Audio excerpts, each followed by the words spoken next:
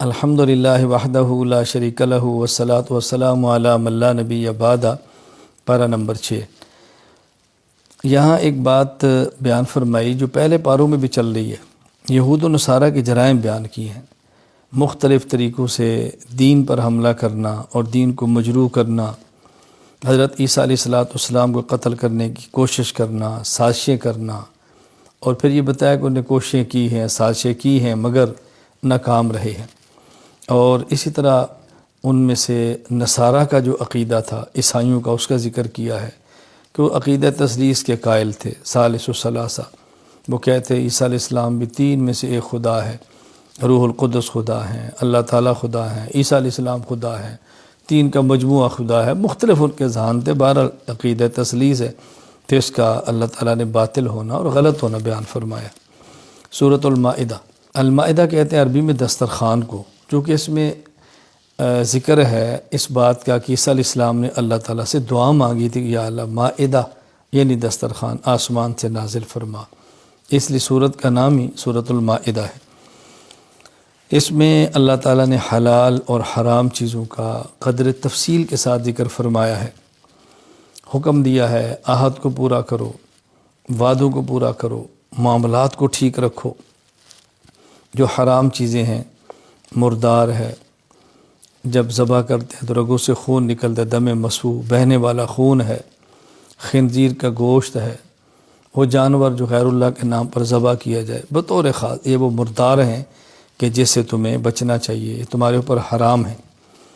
پھر حالت اضطرار کا بیان فرمایا ہے، یعنی چیزیں حرام ہیں لیکن اگر کوئی انسان بھوک کی وجہ سے اتنا مجبور ہو جائے کہ چیز نہ کھائے تو مر جائے گا، تو اس حد تک اس کو کھانے کی گنجائش ہے جس سے اس کی جان بچے، لیکن مقصد اس میں لذت نہ ہو، مقصد مزہ نہ ہو، مجبوری ہو، جان بچانے کی خاطر اتنا کھانا جس سے جان بچ سکے، اس کی گنجائش ہے۔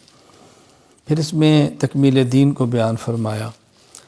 اللہ رب العزت نے اپنے پیارے حبیب حضرت محمد صلی اللہ علیہ وسلم پر دین کو کامل اور مکمل فرما دیا ہے۔ دین کے کامل اور مکمل ہونے کا معنی یہ ہے اللہ تعالیٰ نے کچھ مسائل قرآن کریم میں بیان فرمائے، کچھ مسائل احادیث میں بیان فرمائے، اور بعض مسائل کے لیے قرآن کریم اور احادیث میں اصول بیان فرما دیے، جن اصولوں کی روشنی میں باقی ماندہ مسائل کو نکالا جائے گا، اور ان مسائل کو نکال کر دینے کے لیے اللہ نے امت کو مجتہد اور فقہ عطا فرما دیے۔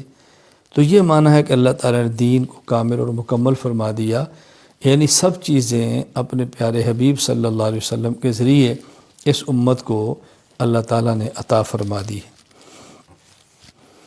یہود و نصارہ کا ایک دعویٰ تھا ہم اللہ تعالیٰ کے بیٹے ہیں، اللہ تعالیٰ کے محبوب ہیں، اللہ تعالیٰ ہمیں عذاب نہیں دیں گے۔ ان کے اس دعوے کی تردید کی ہے کہ اللہ تعالیٰ کے ہاں تو معیار تقوی، نیکی، صحت عقائد ہے، تو وہی اللہ تعالیٰ کا محبوب ہے جس کی عقائد ٹھیک ہے اور اعمال ٹھیک ہے۔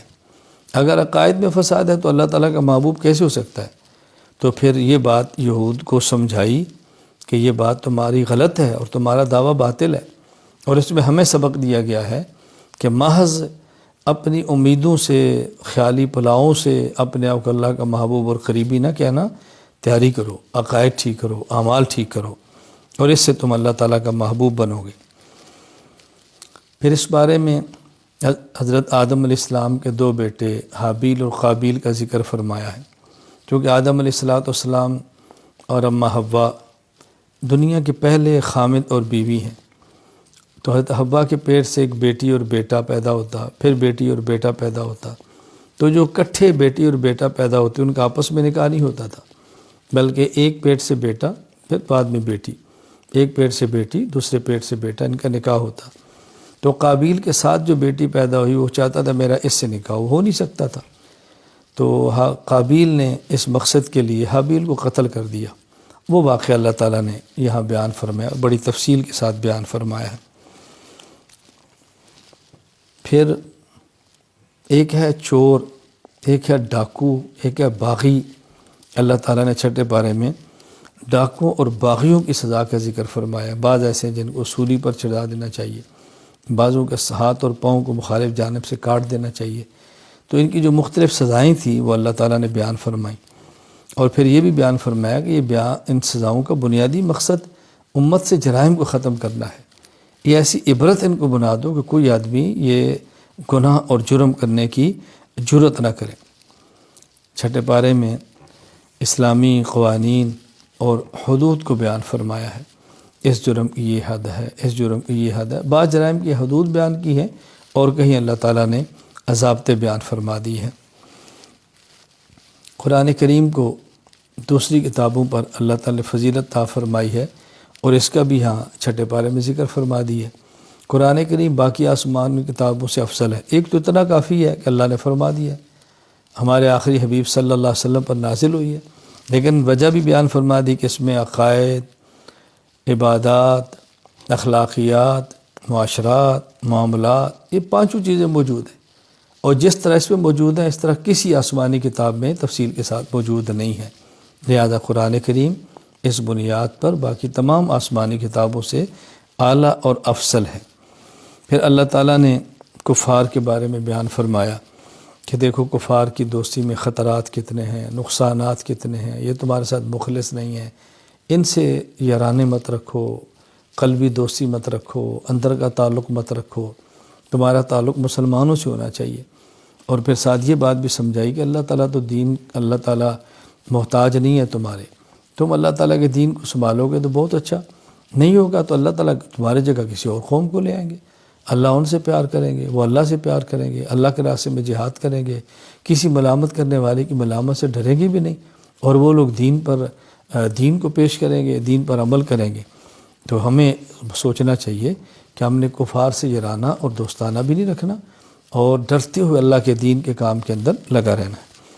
آخر میں ایک بات فرمائی کہ دیکھو تمہارے دشمن یہود بھی ہیں، تمہارے دشمن نصارہ بھی ہیں، یہودی بھی مسلمانوں کے مخالف ہیں، نصارہ بھی مخالف ہیں، دونوں تمہارے مخالف ہیں، لیکن ان میں زیادہ نفرت اور زیادہ دشمنی اور زیادہ کینہ مسلمانوں کے ساتھ جو رکھتے ہیں وہ یہود ہیں، اور عیسائی ان کی نسبت نرم دل ہیں۔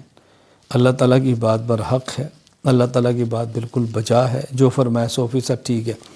لہذا ہمیں بھی اس بات کا اہتمام کرنا چاہیے، جب یہود اور نصارہ ہمارے دشمن ہیں تو ہمیں چاہیے ہم ان کو اپنا دشمن ہی سمجھیں، اپنا خیر خواہ نہ سمجھیں۔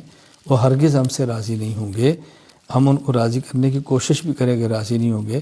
اللہ نے اپنے پیغمبر کو فرما دیا وَلَن تَرْضَىٰ عَنكَ الْيَهُودُ وَلَا النَّصَارَىٰ حَتَّىٰ تَتَّبِعَ مِلَّتَهُمْ، میرے پیغمبر یہ یہود اور عیسائی آپ سے تب راضی ہوں گے جب آپ یہودی یا عیسائی بن جائیں، الیاس باللہ، ایسا ہونا نہیں ہے تو آپ سے کیسے راضی ہوں گے؟ اللہ تعالی ہمیں حضور اکرم صلی اللہ علیہ وسلم کا سچا امتی بن کر شریعت کے مطابق، اتباع سنت کے مطابق زندگی گزارنے کی توفیق عطا فرمائے۔ وآخر دعوانا ان الحمد للہ رب العالمین۔